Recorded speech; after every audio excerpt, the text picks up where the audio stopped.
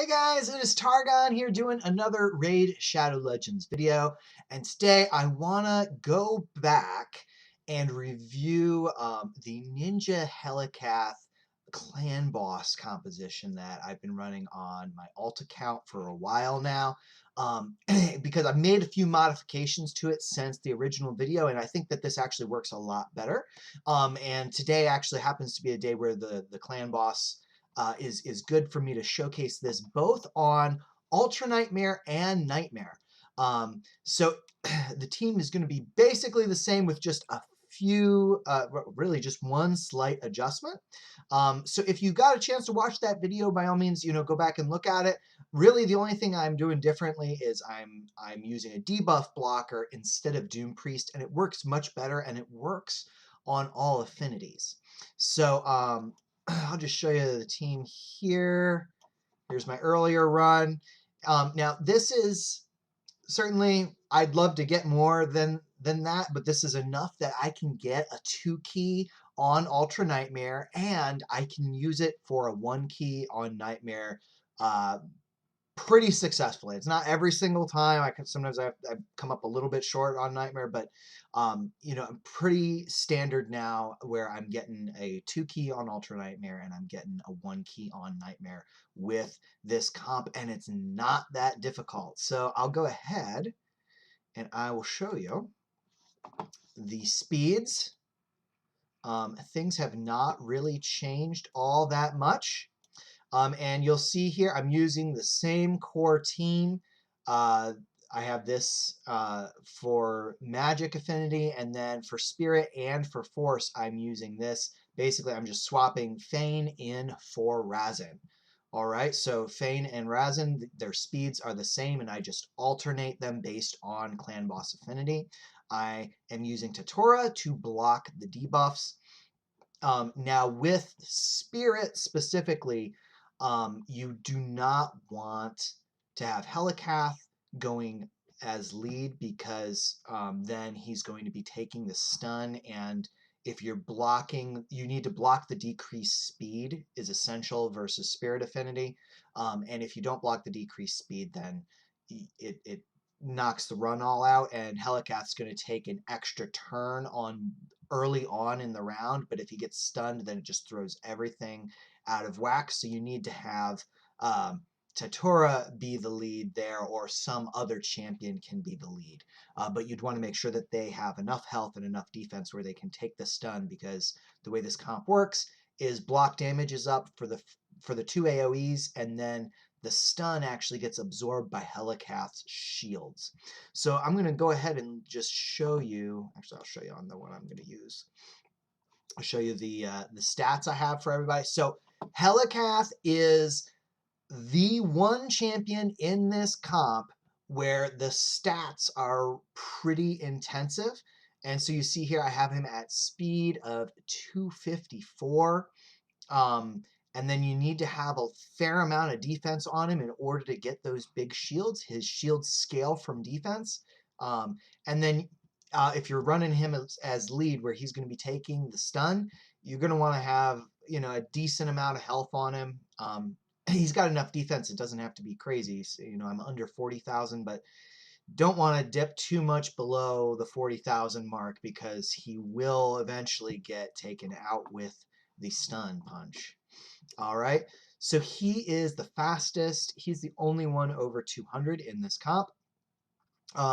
Ideally, I'd like to have more accuracy so he can land that weaken consistently, but really the main things are speed and defense. All right, so I'm using Brawler as he's the next fastest in this comp. I've got him at 186. All right, so your DPSers have to be 186. 176 is where I have Razin.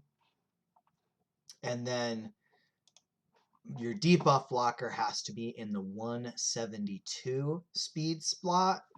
And then Ninja needs to be 174. There's a slight variance in these that you can get, but it's pretty precise. So really try and hit these speeds, and make sure, I highly recommend, again, Deadwood Jedi he has the speed calculator. You can look up this composition. And so if you're looking at these speeds, man, I mean, like 174, 172, 176, 186, these are not hard to get to at all. And you don't even have to really worry about anybody else's defense or HP too much if they're not going to be the stun target. Um, so, obviously I got a cult brawler who's got pretty high HP, but um, it doesn't need to be that high. He's in there basically to do damage from his poisons. Ninja, I've got Ninja. Honestly, if I was just using Ninja for Clan Boss, I would be dropping all. Well, actually, I wouldn't want to drop all of his defense because Ninja is. There are times on Force Affinity he will get targeted for the stun, so you do want to have him able to withstand that to an extent, but for the most part he's going to be under veil for the stun, which in some ways is kind of nice because it alternates the stun between the two targets when it's Force Affinity. But so you might want to build him to take a hit, but really everybody else, you don't necessarily need to have, like I got Tatura with 4,000 defense. That if you're not using him to take the stun, he doesn't need that much. He doesn't need that much health. You can crank up damage more. Obviously, you want your debuff blocker, so whoever you're using to block debuffs, you can run him in this slot. You could load him up on crit rate, crit damage. Again, I'm using him for other content, and for some comps, I use him to take the stun versus Spirit. So that's why I've got him kind of cranked up. And then Razin, his damage scales from defense, obviously, but I also use Feign in this spot, and I've got her all cranked on attack, right? So the stats are not unreasonable here, which makes this very accessible, mid-game.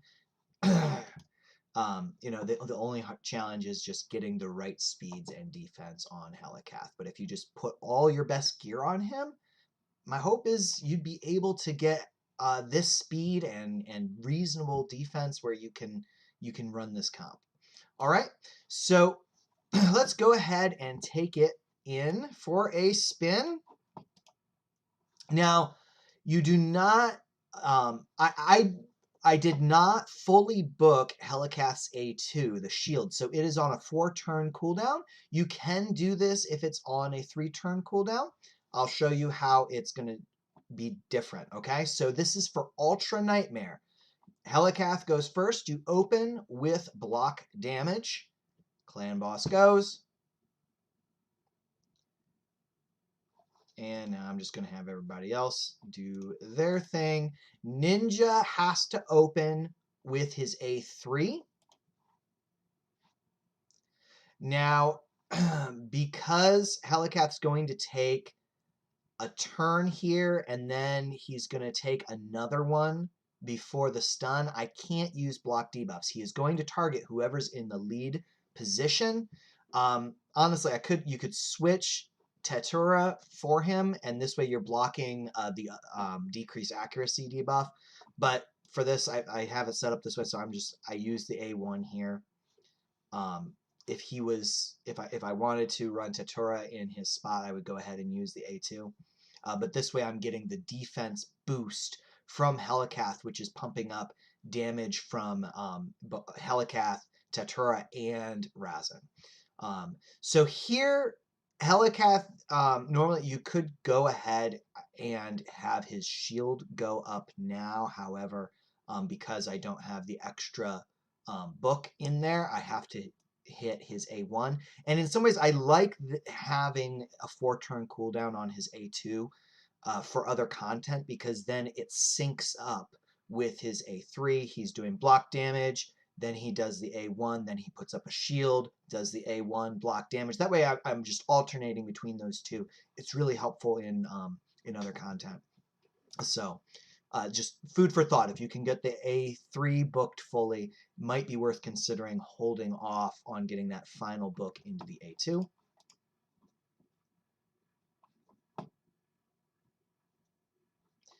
And at this point, I can just click auto.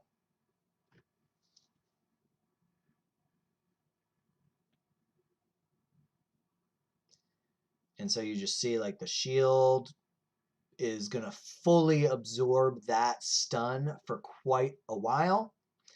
Now, one thing to note when you're going against Force is if Ninja gets weak hits at certain points in the run, it will fail.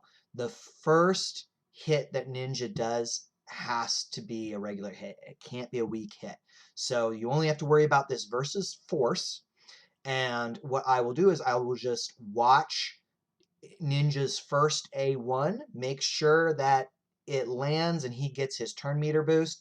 And then usually at about like 20 million damage or so for me. So it's like around halfway through. There's another point. I don't know exactly what turn, where if he doesn't hit, if he gets a weak hit, sometimes it will fade out early. So when I'm going up against Force, I try to keep an eye on it, and you'll see team members go out before everybody gets wiped. It's not going to be like all of a sudden it's the block damage doesn't go up in time. It's more the stun's going to hit somebody, throw them out, and usually I'll see somebody go down and I have a minute to pause, reset, try again. So just pay attention to that. Again, it's the first A1 and then about halfway through.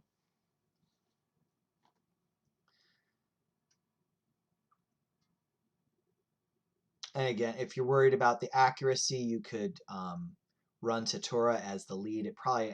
Probably should just go ahead and do it. I kind of like having the extra defense when I'm running with Razin, just because he hits a little bit harder. But for the shield, it doesn't actually really matter if you're using Tatura because he puts the increased defense up anyway. So if I had him do it earlier, then the shield would have the bonus of the increased defense, which is, I think, the same numbers as having Helicath's lead. And also highly recommend using the Brimstone awakening skill, and because that's adding a good chunk of damage here on occasion. The team I'm using here is mostly weak affinity, so you'll see part of the reason that I don't get more damage is I'm getting a lot of weak hits, but Brawler's just so good with pumping out poisons that it's worth it. And Tatura is the one champion that I have who is able to do a block debuffs on a 3-turn cooldown. That's what you need. There's plenty of other champions I have that do block debuffs, like Sepulchre Sentinel, but she's on a 4-turn cooldown. So to make her work, you'd have to use different speeds. That would require her to be at a 4-3 speed tune, which is probably going to be a little bit harder for some of you to get to, because you'd need to have Helicath really fast and Sepulchre be really fast at once.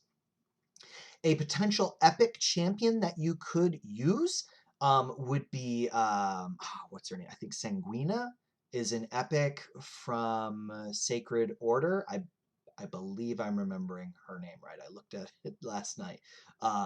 And she does a block debuffs for 1 turn, which means you'd have to time it to go either right before the stun, or if it's Spirit Affinity, you would want to run someone like maybe Brawler in the lead role, so that way he becomes the stun target, and it doesn't matter if he misses a turn.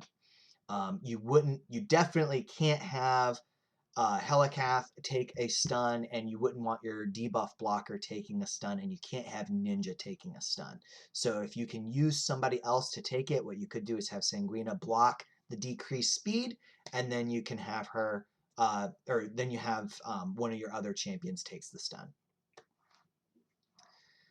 And you'll see here, Helicath has not taken any damage. Again, I'm close to 5,000 defense on him. There's the shield's getting kind of close to going down, but we still got a little ways. So I'm going to pause the video and I'll come back to it in a little bit.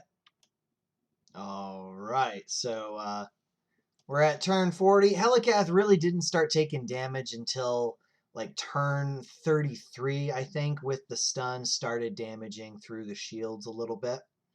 And if you use Life Drinker on him or whoever your stun target is, then that's going to help them stay at full health. You'll see he's going to take more damage here, but then when he attacks next, he's going to heal because of the Life Drinker Mastery. And hopefully one of his, War Master procs.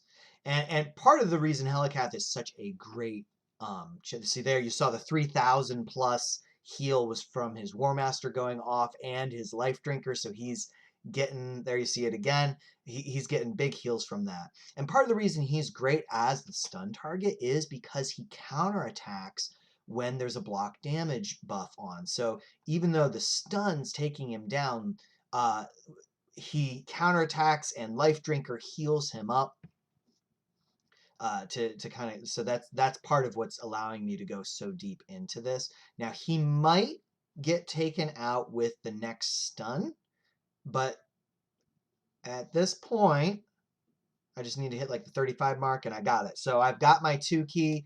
So the thing with this comp is it's not fully unkillable. It's not a full block damage. It's you block damage and then the shield is just so ginormous it absorbs the stun damage. So there is a chance. I think he'll be okay. I think, let's see. No, all right. So we made it to turn 48 instead of turn 50.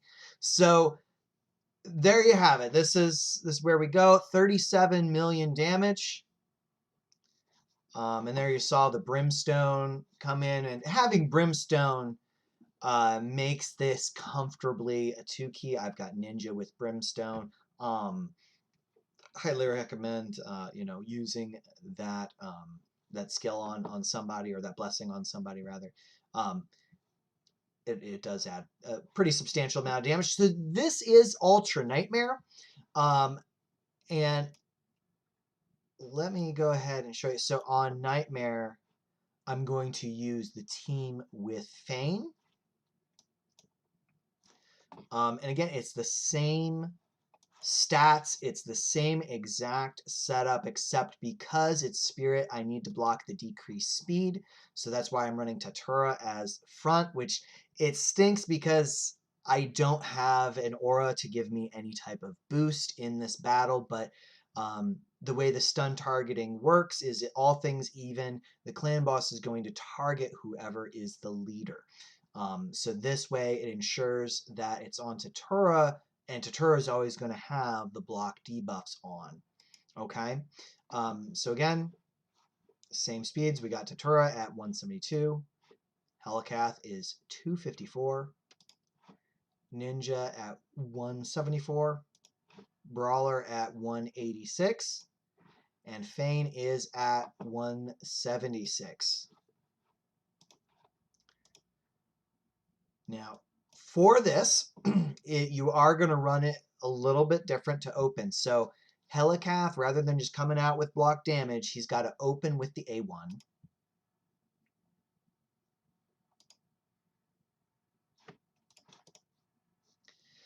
Ninja opens A1, A1, A3. And I think in the presets you do want to have his A3 prioritized, just because you need, because of the turn meter boost on his A1, you need that going off at certain points and not going off at others. And now because this is Nightmare, I'm going to have Tatura take that one turn. Yeah, Helicath does block damage. And A1 again from Ninja. And because I don't have this booked, I can do the A1. And now Tatura is going to do block the debuffs, so that way the speeds don't get thrown out. And just to make sure, I'm going to do the A3, and now we are on auto. And this, with versus Nightmare, it's a lot easier to get all the way to turn 50 by absorbing the stun damage with the shield. And Now, one challenge is you do take a tiny bit of damage on the first hit because the block damage is not up.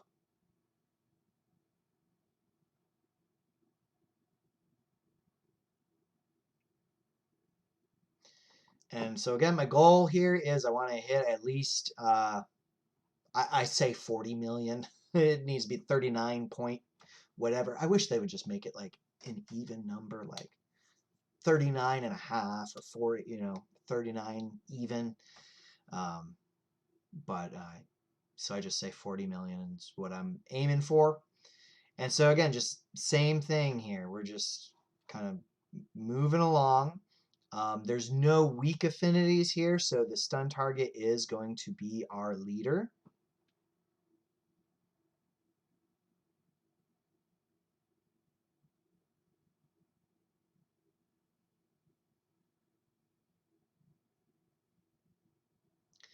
And at this point, it would work for Helicath to be taking the stun, but there's that one point, I think it's the first stun, he won't have the block debuffs up, which then throws it out of sync. And I found that, like, if I tried to wait on the block damage, then he would take too much damage from the AoE hits early on, and then that just set it up where he would drop down too quickly after that. All right, so I'm going to pause the video, and I will get back to you at the end. All right. Moving along here. We're almost turn 40, and we're at 35 million damage already. See, Totura's starting to take damage here, but I think we'll be okay. I don't know if we might not quite make it. Might not quite make it to 50 with Totura, but the good news is that even if Totura goes down early, Helicath is going to be able to get the block damage up on everybody, and it will stay in tune until, for a few more turns. Now again, against Force Affinity, for Nightmare, again, you don't want Ninja getting weak hits on the first two, and I think there are other points where a weak hit can throw the comp out of balance. So for that reason, I haven't really done too much. I think I did get a 1 key one time on Force, but a lot of times I use another team and go for a 2 key on it, so I don't have to worry about it. But again, so with Force, you just want to watch it. And here we are right now. Again, we're already over the 40 million damage mark. And yeah, the next stun's going to take Totura out, but the block damage will still go up after that, so we will stay up. And Totura is definitely worth the books, guys, especially if you can just get the cooldown on his block debuffs, and because getting block debuffs and increased defense, especially when you've got Helicath, or especially if you're using Razin as well, increased defense is also increasing your damage. So even though you don't need the increased defense on anyone except for when the shield goes up, it's still helping with your damage if you're using defense-based champions. All right, Totura's down on turn 48, but we're still getting block damage up. We got Brimstone going off for 250k. And there we go. 45 million damage, guys. Now, granted, like, there's plenty of content creators get huge numbers, but again, so this is my alt account. This is designed. I wanted to show you this team because it's very accessible. Again, Helicath is that one champion that's going to be the difficult piece for you to build, but if you can take just all your best gear, like this is how I don't have anything fancy on him. He's got a bunch of 6-star, but you can craft all these. So you don't need to have him in, any regen immortal sets. You can use the pieces you can forge, you know, you get him with these sets, right? The resilience set is great, especially if he's taking the stun, because it gives him the defense and it gives him the HP as well for the stun. If he's not going to be the one taking the stun at any point, you don't even need to worry about HP. You can just load him up on defense. The challenge is the combination of speed and defense, right? So what am I looking for on Helicath? I am looking for defense gloves. I'm looking for defense chest. I am looking for as much defense percent and speed in the substats as humanly possible. Speed being most important, because if you don't have the right speeds, obviously you're not going to be able to do this comp. So I'd say get the speed first, and you can increase defense from there. Ideally, I would love to get 100% crit rate on him, but I'd rather have him with enough defense where his shield is taking me all the way through the fight. The damage would certainly go up substantially if I could get him to this level of speed and this level of defense while using, say, crit damage gauntlets and getting enough crit rate in the substats, but then we're talking a very difficult build. But really the main thing that you're using him for is his buffs, his block damage and his shield buff. You don't need to get damage out of him. Accuracy would be ideal, but you don't necessarily need it, especially if you're using Feign like I am, or Razin. They're going to put a weaken up anyway, so you can put your accuracy on them instead, and you could go with your best defense banner to just pump up that shield that much more. I did go crit damage on the amulet, but again, feel free, use defense instead. Defense ring with defense percent. Do I have a better? I probably have a better defense ring by now. All right, but so this is going to be the guy hardest to build, so you're going to want to look for like these multi-rolls on 6-star pieces. So I do understand you need a little bit of luck on some of these rolls to get him to the right speed with the right main stats. But really, if you just get your best defense percent chest, your best defense percent gloves, get some 6-star speed boots, ideally with defense percent, and then everything else you're just looking for multi-rolls on speed. Hopefully something like this is perfect, multi-roll on speed and then defense percent. This is the one guy who's hard to build. I've built other comps where, you know, you got to get like over 200 speed on a whole bunch of different champions, and then, you know, you're trying to get enough damage and crit and everything from everybody else. This is the easiest unkillable, semi-unkillable team that you can craft, because really the only champion that needs to be this fast is him. Everybody else, Feign. Right? I've got her in 5-star gear. There's some 6-star pieces in here as well, but I did go speed on her boots, but if you can get enough speed in the substats, you could go with attack percent on the boots, might be ideal. You know, Brawler, again, like I got him with a lot of HP, but it doesn't need to be that high. Really, you just need to have the speed. You want to try and get 100% crit rate. I would say really on all your DPS champions, like go for crit rate, crit damage, and get your right speeds in there. Tatura is kind of the only one that I don't have with 100% crit damage or crit rate, and I don't pump up the crit damage because I have him take the stun sometimes, so I needed to load him up on defense. I think, I used defense percent gloves.